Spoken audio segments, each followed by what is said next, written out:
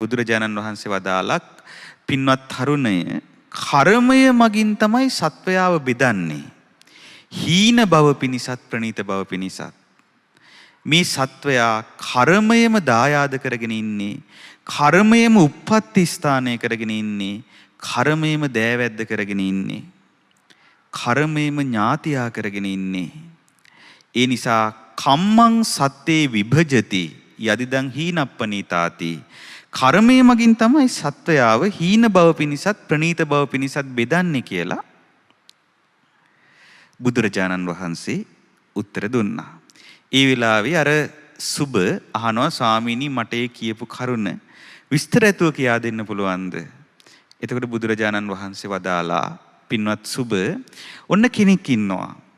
ඒ කෙනා ස්ත්‍රියක් වේවා පුරුෂයෙක් වේවා සතුන් මැරීමෙන් යෙදිලා වාසය කරනවා.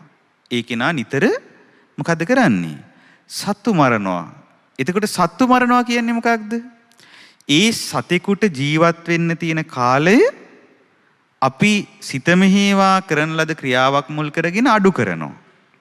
එතකොට අපි සිත මෙහෙවා කරන ලද තවත් කෙනෙක්ගේ ආයුෂය අඩු කිරීමට කළ කර්මයේ විපාකයේ විදිහට බුදුරජාණන් වහන්සේ වදාලා ඒ කෙනා මරණින් මත්තේ යලිත් මිනිස් ලෝකෙට හරි වෙනත් ජීවිතයක උපත ලබනවා නම් එතකොට අඩු වයසෙන් මරණයටපත් වෙනවා කියලා.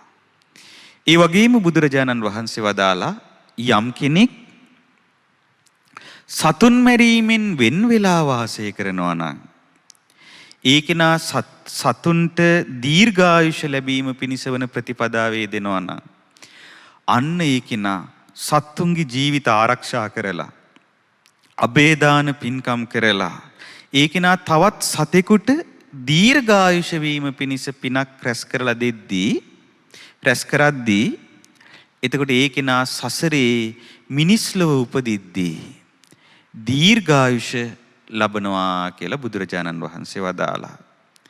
ඒ වගේම සුබ ඇහුවා ස්වාමීනි සමහර අයට ගොඩාක් අසනීප තියෙනවා.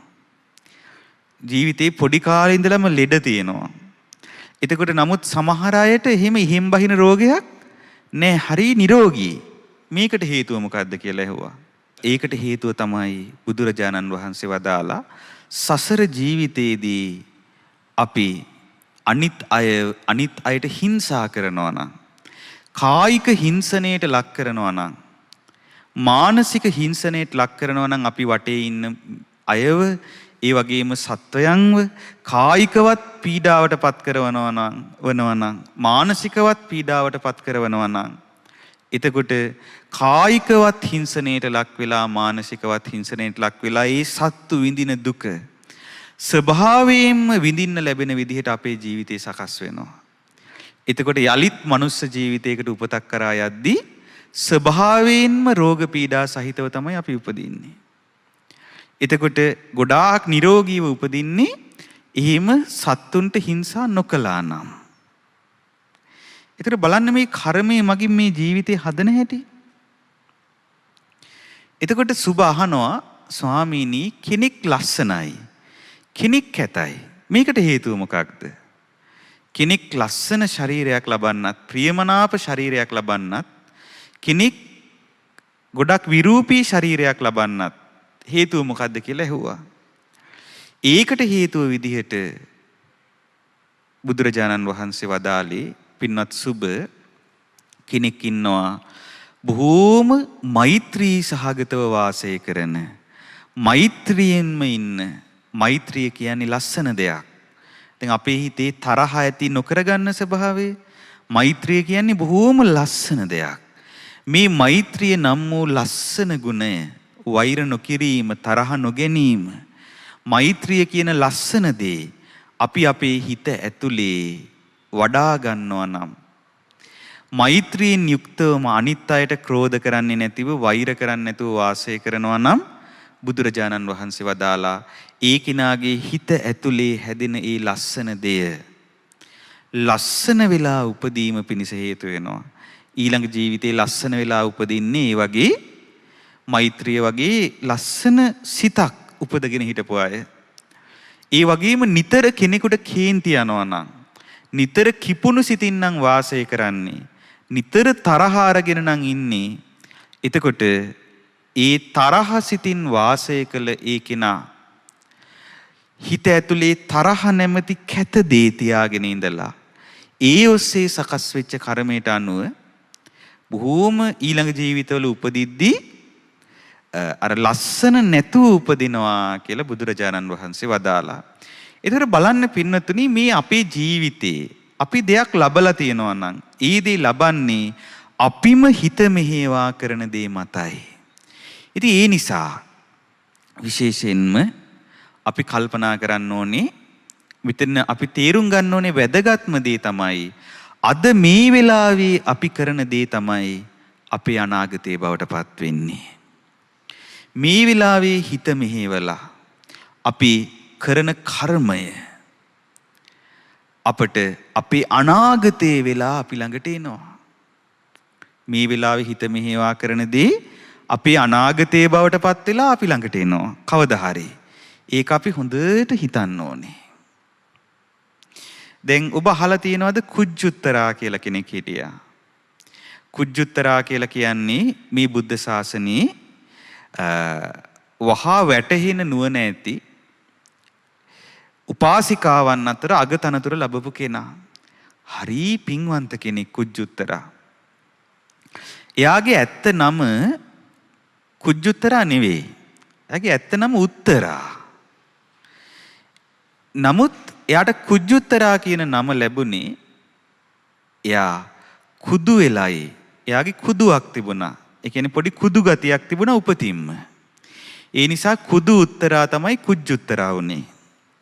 ඉතින් මේ කුජ්ජුත්තරා කියලා කියන්නේ සාමාවතී කියන බිසවගේ සේවිකාවක් විදිහට, පරිවාර ස්ත්‍රියක් විදිහට තමයි මේ කුජ්ජුත්තරා හිටියේ.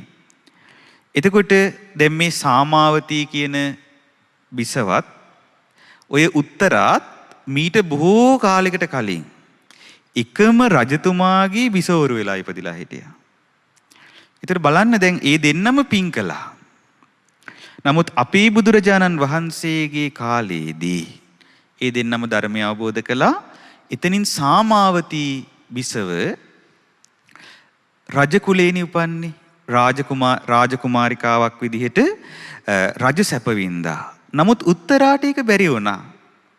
උත්තරා සේවිකාවක් විදිහට ඉපදුනේ. ඒකට හේතුව මොකක්ද?